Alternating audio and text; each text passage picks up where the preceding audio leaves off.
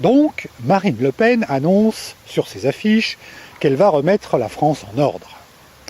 Alors, dans son programme, ça se traduit entre autres par le rétablissement des services publics, par la fin des aides aux assistés, par l'exemplarité des élus.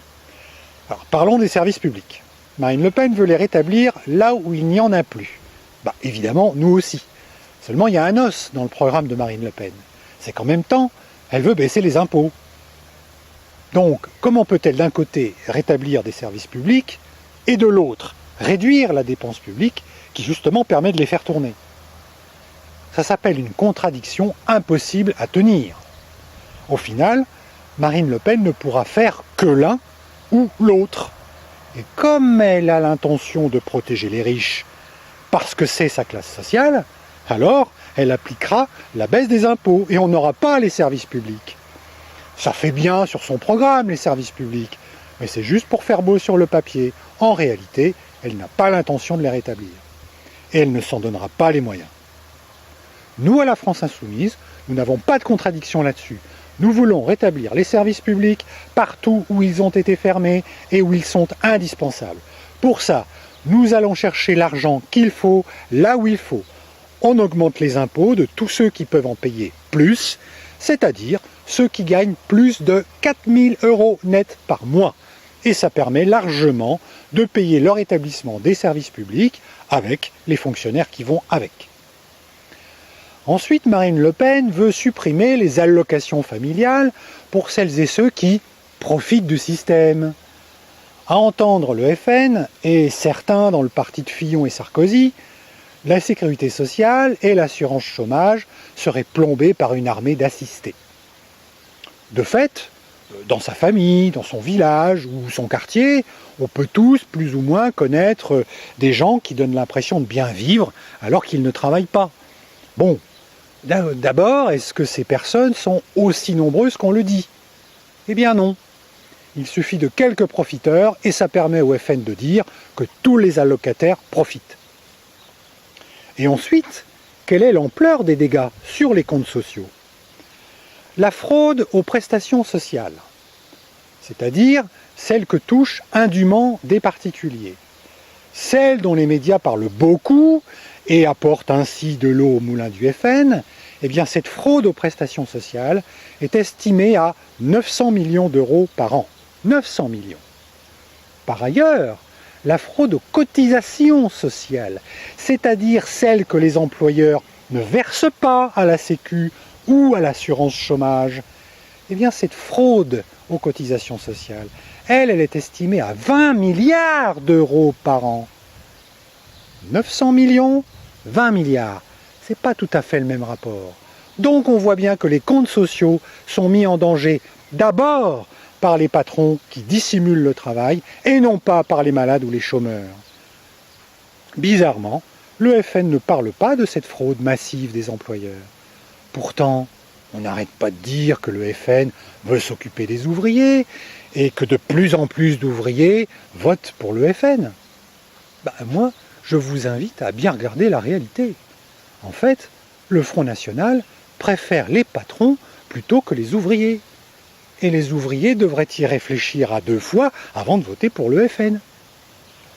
Pour nous, à la France Insoumise, le problème fondamental est que ceux qui travaillent avec un bas salaire ne sont justement pas assez payés par rapport à ceux qui ne travaillent pas. Du coup, ceux qui gagnent peu en travaillant ont du ressentiment envers ceux qui ne travaillent pas et ils sont incités à ne pas travailler. Tout travail mérite salaire et tout salaire doit permettre de vivre correctement. C'est pourquoi à la France Insoumise, nous déciderons une augmentation immédiate de 16% du salaire minimum, soit un montant de 1 326 € net par mois. Et notre objectif est qu'en 5 ans, on atteigne les 1 700 € net. Pour les revenus supérieurs au SMIC et jusqu'à 4 000 € net mensuels, il y aura une hausse du pouvoir d'achat grâce à la baisse de l'impôt sur le revenu. Avec le simulateur fiscal sur le site l'avenirencommun.fr, vous pouvez calculer quelle sera votre baisse d'impôt. La révolution fiscale que nous voulons mettre en place est simple et juste. faire payer moins d'impôts en dessous de 4 000 € net par mois et par personne, et en faire payer plus à partir de 4 000 € net mensuels. Et tout ça est complété par une troisième mesure forte, le salaire maximum. Là encore, son principe est simple et juste. Rien ne justifie qu'une personne gagne une masse d'argent infinie. Donc, le revenu est limité à 20 fois le revenu minimum. Comme répartition de la richesse pour le bénéfice de tout le monde, je pense qu'on ne fait pas mieux. En tout cas, dans le programme du Front National, il y a tout juste l'augmentation du SMIC. Et encore, celle-ci se fait par la recette déjà connue de la diminution des cotisations sociales et non par la répartition des richesses. Et qui dit diminution des prestations sociales, dit diminution des prestations maladie, des prestations chômage, et ainsi de suite. Là encore, le FN ne va pas chercher l'argent chez les riches. Enfin, Marine Le Pen se présente en championne de l'exemplarité des élus.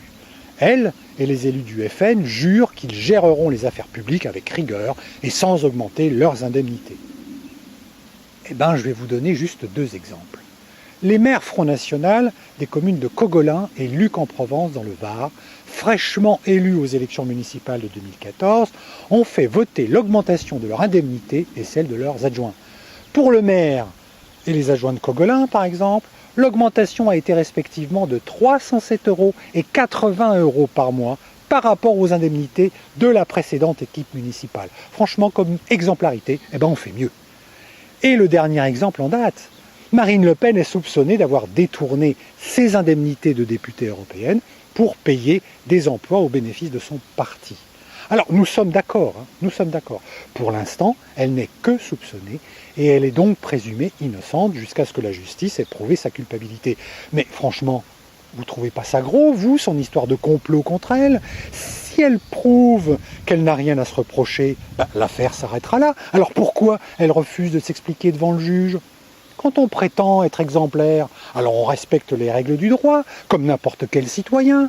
Eh bien là, je suis désolé, mais Marine Le Pen se place au-dessus de la justice et des lois qui s'appliquent à tout citoyen. En agissant comme ça, elle fait pareil que tous ces élus qu'elle fustige à longueur de discours.